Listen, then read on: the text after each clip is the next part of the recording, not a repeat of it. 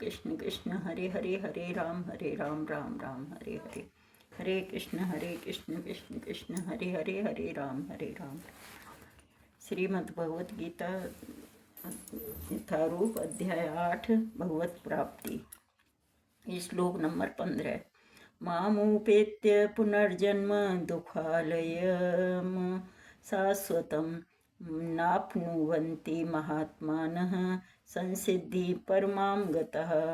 मुझे प्राप्त करके महापुरुष जो भक्ति योगी हैं कभी भी दुखों से पूर्ण इस अनित्य जगत में नहीं लौटते, क्योंकि उन्हें परम सिद्धि प्राप्त हो चुकी होती है। तात्पर्य जगत गुरु श्रील प्रभुपाद जी महाराज की जय। गुरु महाराज की जय। चूँकि यह नश्वर जगत जन्म जरा तथा मृत्यु के क्लेशों से पूर्ण है, अतः जो परम सिद्धि प्राप्त करता है वह परम लोक कृष्ण लोक या गोलोक वृंदावन को प्राप्त होता है। वह वहाँ से कभी वापस नहीं आना चाहता। इस परम लोक को वेदों में अव्यक्त अक्षर तथा परमागतिम कहा गया है।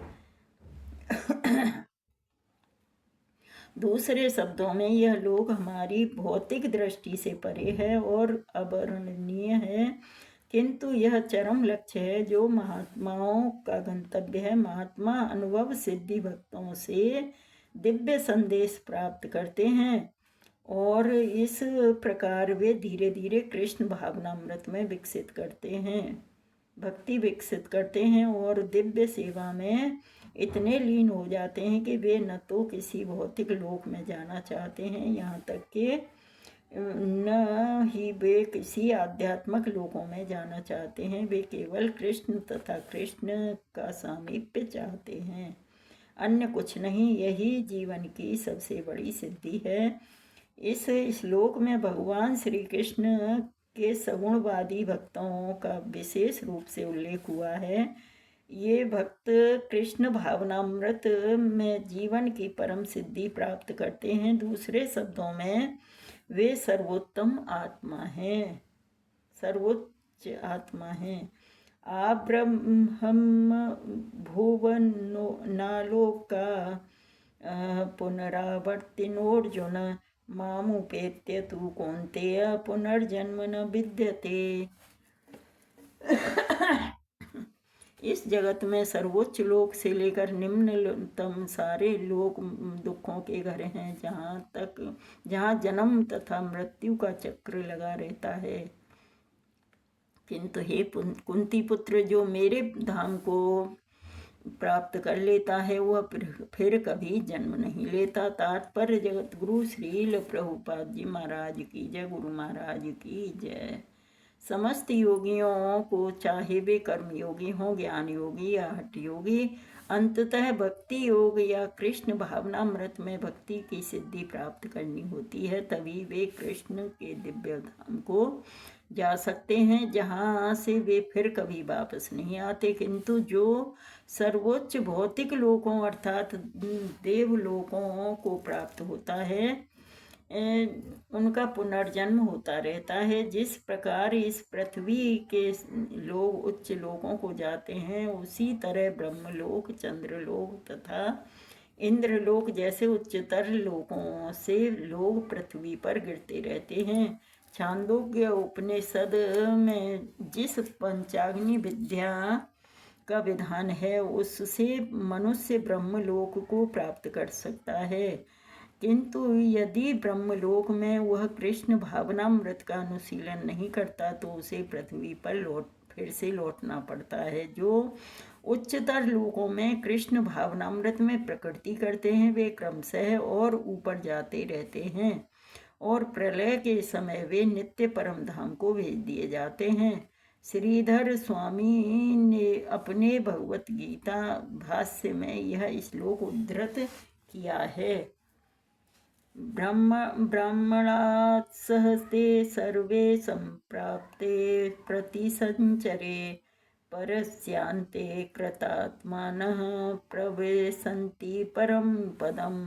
जब इस भौतिक ब्रह्मांड का प्रलय होता है तो ब्रह्मा तथा कृष्ण भावनामृत में निरंतर प्रवृत्त उनके भक्त अपनी इच्छा अनुसार आध्यात्मिक ब्रह्मांड को तथा विशिष्ट वैकुंठ लोक को भेज दिए जाते हैं। सहस्त्र युग पर्यंतम हर्यद ब्राह्मणो विदुः रात्रिम युग सहस्त्रांताम ते हो रात्रिविदो जनः। मानवीय गणना के अनुसार 1000 युग मिलकर ब्रह्मा का एक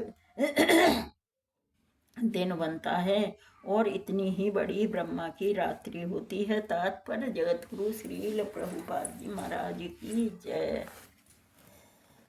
भौतिक ब्रह्मांड की अवधि सीमित है और यह कल्पों के चक्र रूप में प्रकट होती है। यह कल्प ब्रह्मा का एक दिन है जिसमें चतुर्युग सत्ययुग त्रेता द्वापर तथा कली के 1000 चक्र होते हैं।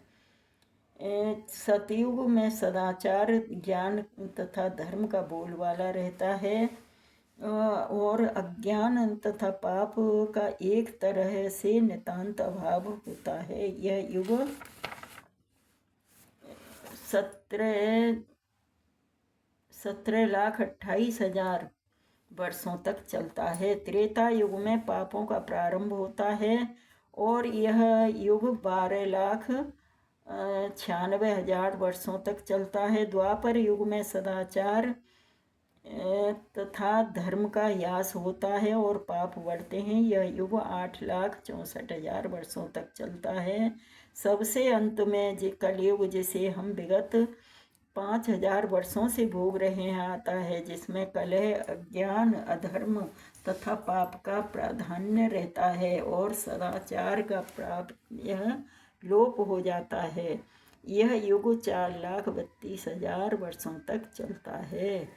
इस युग में पाप यहाँ तक बढ़ जाते हैं कि युग के अंत में भगवान स्वयं कल्कि अवतार धारण करते हैं, असुरों का संहार करते हैं, भक्तों की रक्षा करते हैं और दूसरे सतयुग का शुभारंभ होता है। इस तरह यह क्रिया निरंतर चलती रहती है। ये चारों युग एक सहस्त्र चक्र कर लेने पर ब्रह्मा का एक दिन के तुल्य होते हैं। इतने ही वर्षों की उनकी एक रात्रि होती है। ब्रह्मा ऐसे 100 वर्ष जीवित रहते हैं और तब उनकी मृत्यु होती है।